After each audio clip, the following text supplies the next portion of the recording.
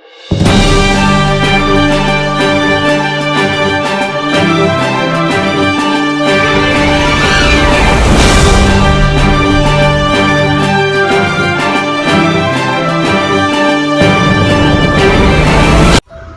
Friends, నేను మీ శ్రేయభిలాషి JS గౌదర్. రాష్ట్రంలో సార్వత్రిక ఎన్నికల వేడి కొనసాగుతుంది.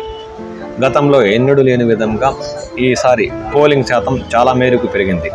ఇప్పటికే రాష్ట్రంలోని చిత్తూరు ఎమ్మెల్యే నియోజకవర్గానికి అత్యధికంగా ఓట్లు పోలయ్యాయి. అత్యల్పం అంటే విశాఖపట్నంలోని పలు నియోజకవర్గాల్లో పోలింగ్ శాతం నమోదైనట్లు ఎన్నికల కమిషన్ తెలిపింది. పలు చోట్ల చదురుముదురు ఘర్షణలు చోటు చేసుకున్నాయి. గన్నవరం, చీరాలలో వైసీపీ, టీడీపీ వర్గీయులు ఘర్షణ పడ్డారు. అలాగే పిఠాపురంలో ఒక పోలింగ్ బూత్ సందర్శనకు వెళ్లిన